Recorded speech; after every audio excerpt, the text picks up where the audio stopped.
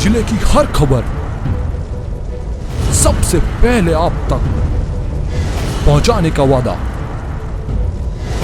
बस यही है एक इरादा। आज ही लगाए अपना पद्मेश डिजिटल सेटअप बॉक्स।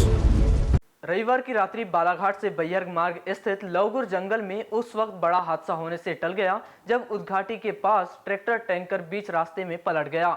हालांकि इस सड़क हादसे में कोई हताहत नहीं हुआ, लेकिन ट्रैक्टर टैंकर पलट जाने से करीब 1 घंटे तक आवागमन अवरुद्ध रहा, जिसके चलते आवागमन करने वाले यात्रियों को काफी परेशानियों का सामना करना पड़ा। बताया जा रहा है कि 25 जून की रात्रि करीब 9 बजे बालाघाट से बैहर मार्ग पर एक ट्रैक्टर चालक ट्रैक्टर में टैंकर लेकर तेज रफ्तार से कहीं जा रहा था। जब वह उद्घाटी के पास पहुंचा तो मोड़ाई के पास अचानक ट्रैक्टर अनियंत्रित होकर रोड के बीचों बीच पलट गया, जिसके चलते उक्त मार्ग पर 1 घंटे तक मार्ग अवरुद्ध रहा। मार्ग से आने वाले वाहन कतार लगाकर मार्ग के दोनों ओर खड़े नजर आए, जिससे मार्ग में आवागमन करने वाले यात्रियों को परेशान होना पड़ा। बताया जा रहा है कि इस सड़क हादसे के बाद बड़ी संख्या में मार्ग पर आने जाने वाले लोगों की भीड़ बढ़ती गई, जहां सभी लोगों ने मिलकर किसी तरह टैंकर को सड़क किनारे किया, जिसके बाद कहीं यातायात की व्यवस्था सुचारू हुई।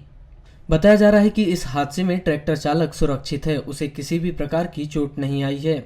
वहीं इस हादसे में कोई हताहत होने की खबर नहीं मिली है और न ही कोई जनहानि हुई है। इस तरफ बीती रात बैहर मार्ग पर एक बड़ा हादसा होने से टल गया। यदि समय रहते मार्ग पर चलने वाले वाहन अपने वाहन का ब्रेक नहीं लगाते तो इस मार्ग पर बीती रात बड़ा हादसा हो सकता था। नमस्कार, आप देख रहे हैं पद्मेश 24/7 तरुण रिनायत के साथ। चलिए न्यूज बुलेटिन की शुरुआत करते हैं हेडलाइन से। बालाघाट जिले में शुरू हुआ पोस्टर वार। नगर के अलग अलग चौक चौराहे में लगाए गए शिवराज सिंह चौहान के पोस्टर में लिखा गया 50% लाओ काम कराओ, जिससे जिले में गरमाई राजनीति।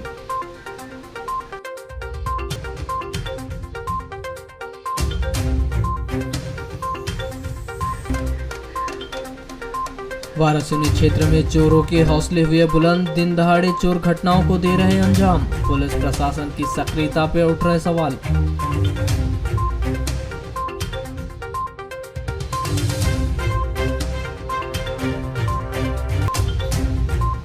मार्ग की जर्जर हालत में सुधार की मांग को लेकर खुर्सीपार के ग्रामीणों ने 1 दिवसीय किया धरना प्रदर्शन। मांग पूरी नहीं होने पर उग्र आंदोलन की दी चेतावनी।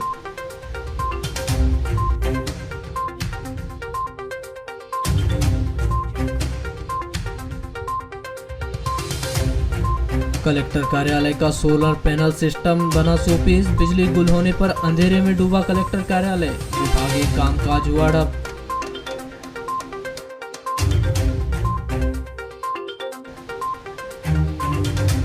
टैक्स वसूलने के बाद भी वार्ड नंबर 2 के वार्ड वासियों को नहीं मिल रही नगर पालिका से मूलभूत सुविधाएं। वार्ड वासियों ने चंदा इकट्ठा कर बनाई सड़क। सुविधाएं नहीं मिलने पर आगामी चुनाव के बहिष्कार की दी चेतावनी। शिक्षा विभाग में कार्यरत कंप्यूटर ऑपरेटर ने उन्हें कार्य में आ रही विभिन्न समस्याओं को लेकर सोमवार को जिला शिक्षा अधिकारी को एक ज्ञापन सौंपा है। वहीं सौंपे गए इस ज्ञापन में उन्होंने बताया कि जब से कंप्यूटर ऑपरेटर की भर्ती हुई है तब से आज तक समय पर वेतन नहीं मिला है, न ही पीएफ की राशि खाते में जमा हुई है।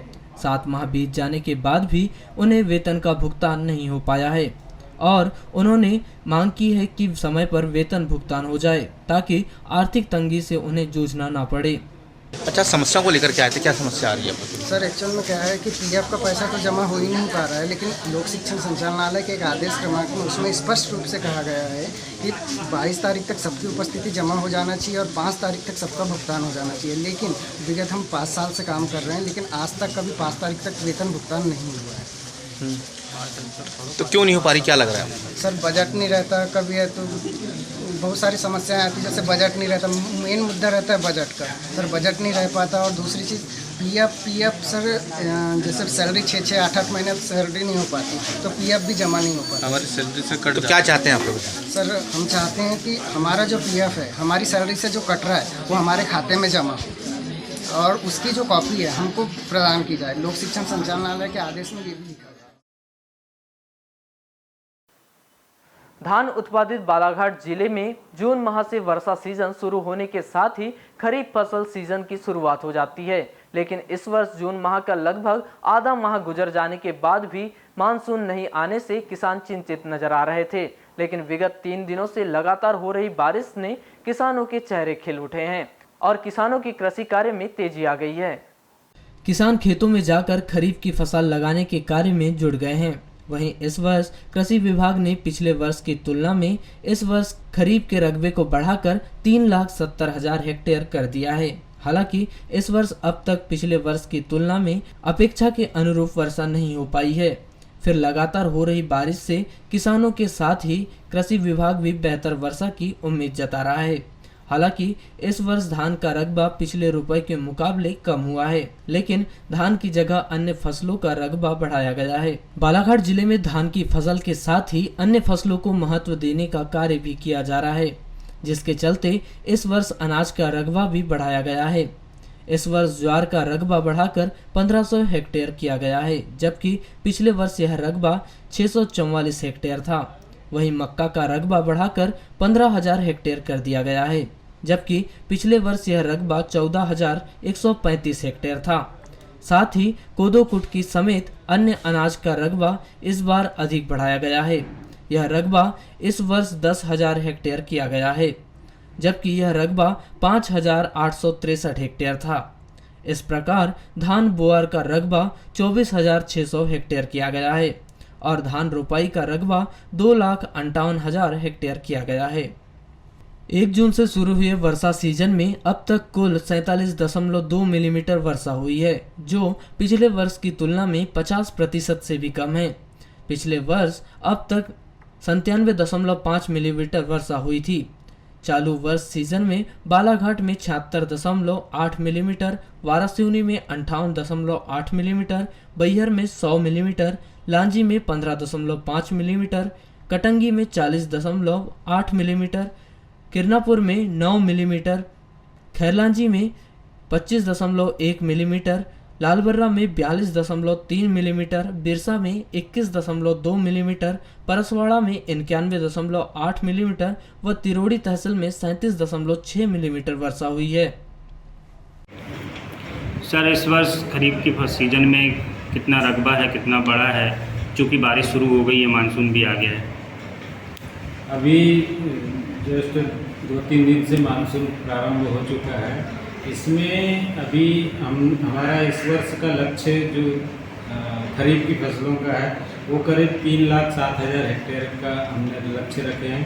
इसमें हम इस वर्ष कोदो कुटकी जो मिलेट्स क्रॉप का रकबा हम इस बार 2 गुना करने की उम्मीद लगाए हैं, तो जिसका हमने बीज भंडारण भी विकासखंड कार्यालयों में कर दिया है और बीज उठ भी रहा है। किसान इसके ओर जागरूक हो रहा है, जिसमें से धान का रकबा कुछ कम, पिछले साल की अपेक्षा कुछ कम होगा, तो वो 2,58,000 के करीब लगभग रहेगा। और उस हिसाब से मक्के का रकबा और अरहर का रकबा हम बढ़ाने का प्रयास इस वर्ष करेंगे, जो दलहन और तिलहन की फसलों का रकबा। लालबर्रा में प्री मानसून की दस्तक होने के साथ ही नगर मुख्यालय सहित ग्रामीण अंचलों में लगातार 2 दिनों से दिन भर रुक रुक कर हो रही बारिश होने से पानी एवं निकासी की व्यवस्था नहीं होने के कारण लालबर्रा बस स्टैंड कीचड़ में तब्दील हो चुका है। साथ ही हाईवे रोड की पटरी किनारे बस स्टैंड के प्रवेश द्वार पर पानी जमा हो जाने के कारण राहगीरों व स्थानीय जनों को खासा परेशानियों का सामना करना पड़ रहा है। बस स्टैंड में कीचड़ हो जाने के कारण मोटरसाइकिल व पैदल चलने वाले लोग स्लिप होकर गिरकर चोटिल भी हो रहे हैं। साथ ही रोड किनारे ही बसें भी खड़ी रहती है एवं बस स्टैंड स्थित शर्मा होटल के सामने जानलेवा गड्ढा भी बन गया है एवं मार्ग किनारे दोनों साइड में कीचड़ होने के कारण दुर्घटनाएं भी घटित हो रही है, परंतु जिम्मेदारों के द्वारा इस ओर कोई ध्यान नहीं दिया जा रहा है, जिससे राहगीरों एवं दुकानदारों में शासन प्रशासन के प्रति आक्रोश व्याप्त है। स्थानीय जनों व दुकानदार व राहगीरों ने शासन प्रशासन से पानी निकासी की व्यवस्था करने के साथ ही बस स्टैंड परिसर में नियमित साफ सफाई करवाए जाने की मांग की है। आपको बता दें कि 6 माह पूर्व प्रशासन के द्वारा नगर मुख्यालय को सुव्यवस्थित एवं सुंदर बनाने के लिए अतिक्रमण हटाने की कार्यवाही की गई थी। इस दौरान हाई स्कूल मार्ग, बस स्टैंड व बाजार क्षेत्र के अंदर अतिक्रमण हटाने की कार्यवाही की गई थी और इस अतिक्रमण कार्यवाही में बस स्टैंड स्थित दुकानों को तोड़ा गया था, परंतु उक्त दुकानों के मटेरियल को नहीं हटाया गया। साथ ही पानी निकासी के लिए बनी नाली भी क्षतिग्रस्त हो चुकी है और वर्तमान में हो रही बारिश के कारण पानी निकासी नहीं होने से बस स्टैंड स्थित हैंडपंप के आसपास, रोड किनारे व बस स्टैंड परिसर में पानी होने से लोगों को आवागमन करने में खासा परेशानियों का सामना करना पड़ रहा है।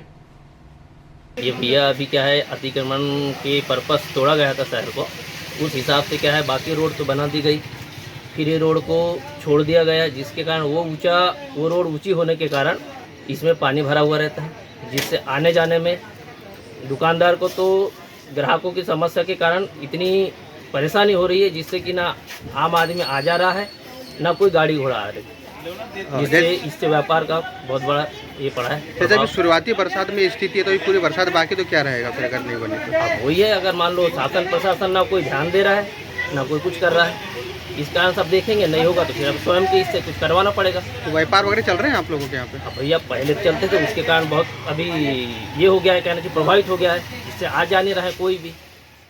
और ये जो पूरा जो लालबर्रा जो कीचड़मय है, उसका मूल कारण है कि जो एक यहाँ पर नाली हुआ करती थी पूर्व में, उनको बगैर किसी कार्य योजना के गौरी शंकर जी बिसेन द्वारा नई नाली बनाने के पूरी पुरानी नाली को बंद कर दिया गया। अब जब पुरानी नाली बंद हो गई तो पानी जाएगा कहाँ? तो पानी और कीचड़ जब एक ही जगह रहने के कारण पूरा लालबर्रा कीचड़मय हो गया है। इसलिए हमारी मांग है कि सबसे पहले तो जो गौरी शंकर जी बिसेन ने स्थानीय लोगों से वादा किए थे कि मैं नाली नहीं नाला बनाऊंगा, रेस्ट हाउस से लेके सर्राटी नदी तक एक नाला बनेगा और पारस जैन से लेके बाबूलाल के सराटे के नाले तक एक नाला बनेगा, लेकिन नाला तो नहीं, अभी नाली भी नहीं बनी और पूरा लालबर्रा कीचड़ में हो।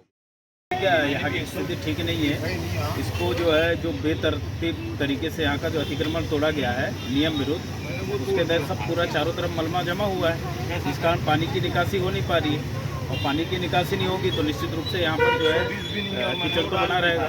लेकिन जो अतिक्रमण जिन लोगों ने तोड़ा है उन लोगों को चाहिए कि यहाँ की व्यवस्था ठीक करें। अभी बारिश में कीचड़ नुमा हो गया क्या? ग्राम पंचायत का कहीं किसी प्रकार का कोई रोल नहीं रहा है, नई ग्राम पंचायत 320 जानकारी। क्या होना चाहिए था यहाँ पे? ये कि जो है अब इसको व्यवस्थित करें। अभी तक के नाली तो बन जाना था, नाली जब तक बनेगी नहीं नाली और जो अतिक्रमण जो तोड़ा गया है जब तक ये सुव्यवस्थित नहीं होगा, जब तक के कीचड़ तो बना रहेगा।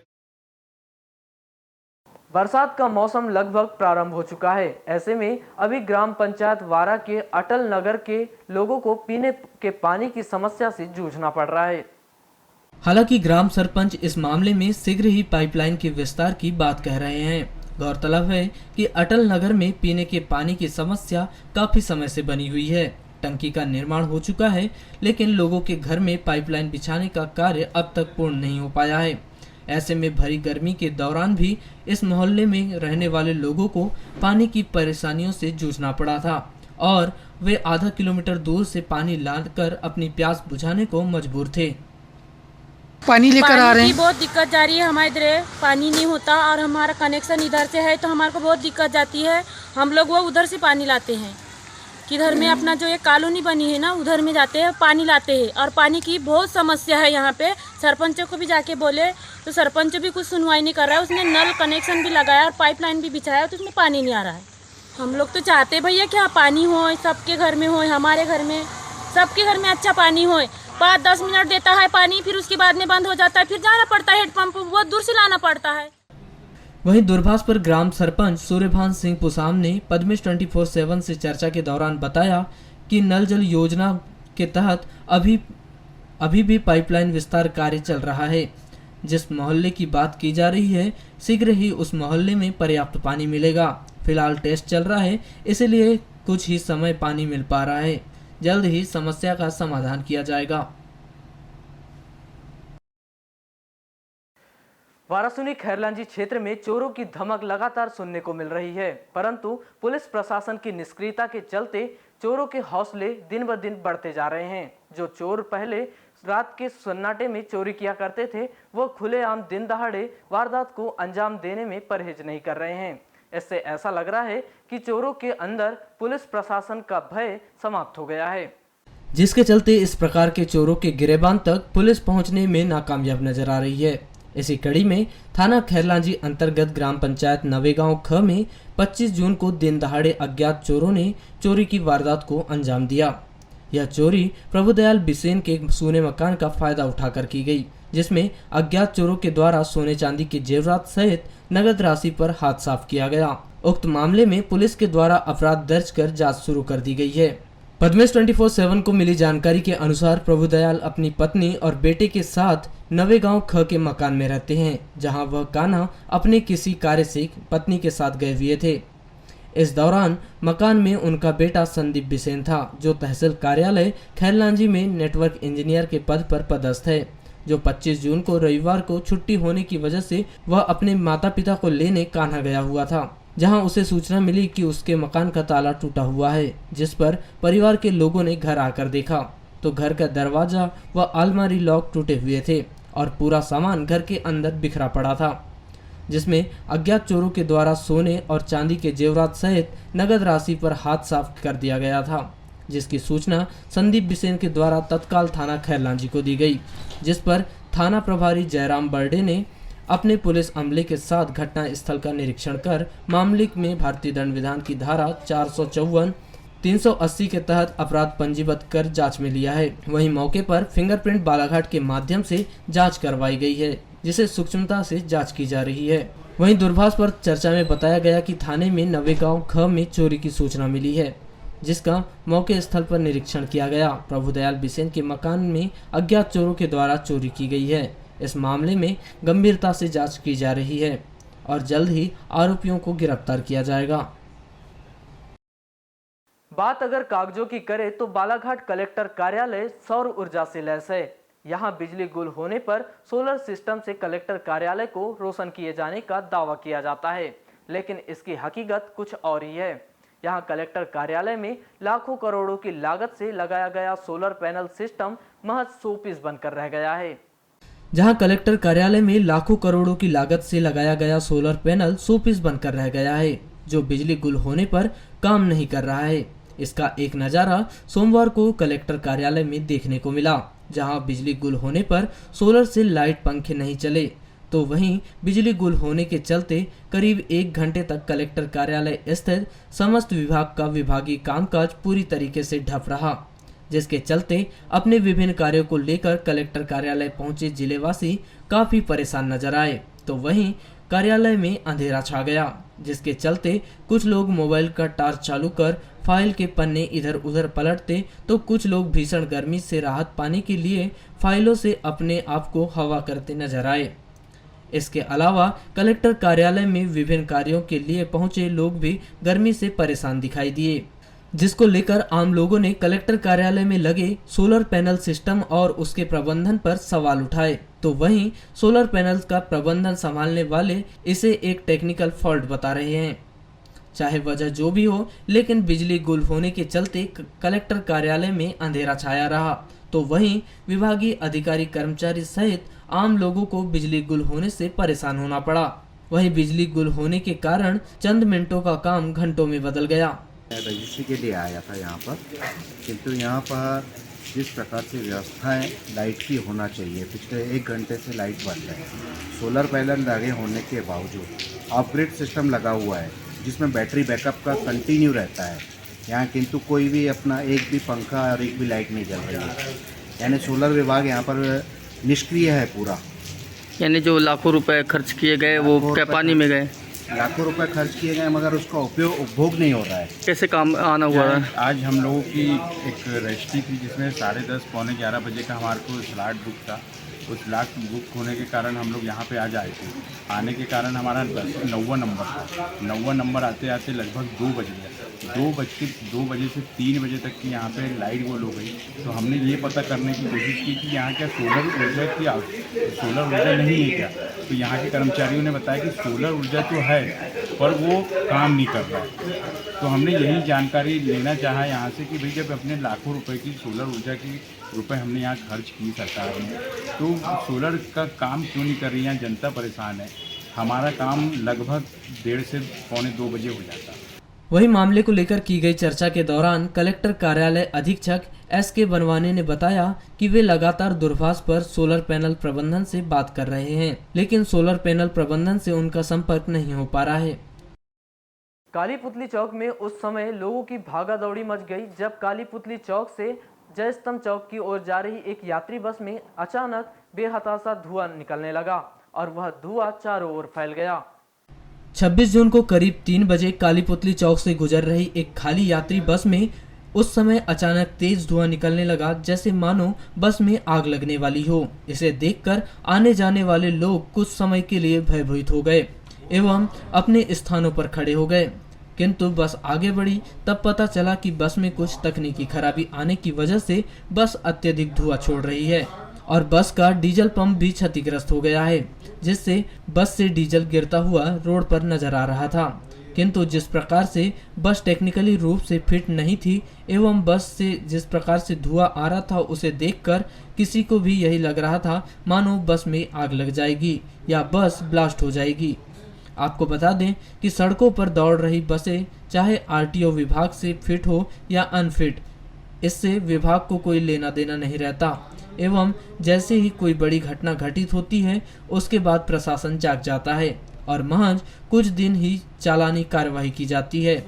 किंतु इन छोटी छोटी घटनाओं को लेकर कभी भी संबंधित विभाग समय पर कोई कार्यवाही नहीं करता है, जिसके कारण कई प्रकार की घटनाएं सड़कों में देखने को मिलती है, जिससे कहीं न कहीं बड़ी दुर्घटना होने की संभावना भी बनी रहती है। उद्यानिकी एवं खाद्य प्रसंस्करण विभाग द्वारा राज्य पोषित योजना अंतर्गत राज्य के बाहर कृषकों को प्रशिक्षण एवं सह भ्रमण कार्यक्रम के तहत जिले के 10 ब्लॉकों से लगभग 60 कृषकों को राज्य के बाहर 26 जून को बालाघाट से फूलों की खेती प्रशिक्षण के लिए भेजा गया है। 26 जून को उद्यानिकी एवं खाद्य प्रसंस्करण विभाग के द्वारा जिले से 60 प्रगतिशील किसानों का दल को प्रदेश से बाहर 5 दिवसीय कृषक प्रशिक्षण सह भ्रमण के लिए भेजा गया है, जिसमें सोमवार को दोपहर 2 बजे सर्किट हाउस के पास 60 किसानों को हरी झंडी दिखाकर आयोग अध्यक्ष के द्वारा इन्हें फूल की खेती हेतु राज्य के बाहर भ्रमण के लिए रवाना किया गया। जबकि देखा जाए तो हमारे जिले में फूलों की खेती कुछ ही क्षेत्रों में नहीं के बराबर की जाती है एवं संबंधित विभाग द्वारा जिले के 10 ब्लॉकों में से प्रत्येक ब्लॉक से 5-6 किसान को इस सह भ्रमण कार्यक्रम में चिन्हित कर राज्य से बाहर फूलों की खेती के लिए 5 दिवसीय प्रशिक्षण के लिए भेजा गया है।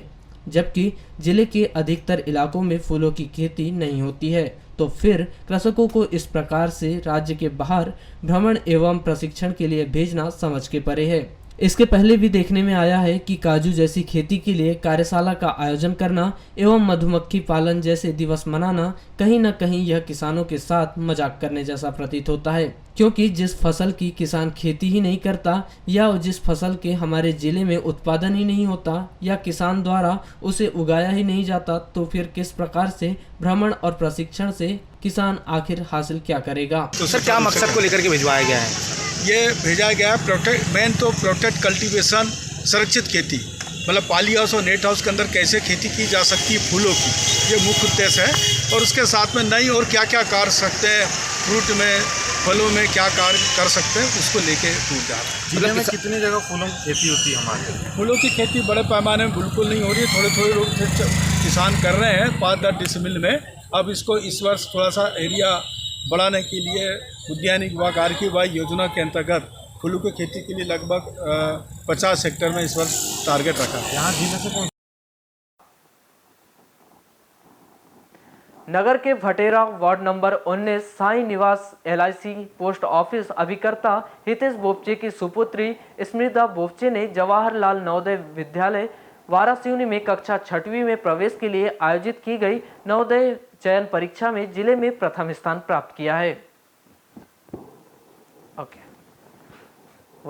आपको बताएं कि 29 अप्रैल 2023 को नवोदय चयन परीक्षा संपूर्ण जिले में आयोजित की गई थी, जहां कक्षा 8वीं में चयन के लिए 14,000 बच्चे इस परीक्षा में शामिल हुए थे, जिसमें 80 बच्चों का चयन जवाहरलाल नेहरू नवोदय विद्यालय वारासिवनी में कक्षा 6वीं में प्रवेश के लिए किया गया है। चयन परीक्षा में शामिल इन 14,000 बच्चों में से स्मृता बोपचे ने जिले में प्रथम स्थान प्राप्त किया है, जिनकी इस उपलब्धि पर उनकी माता शिक्षिका साधना बोपचे, दादा रोशनलाल बोपचे, कोच श्री ठाकरे, निशांत बगारे सहित अन्य परिजनों व सहपाठियों ने उन्हें शुभकामनाएं प्रेषित की है।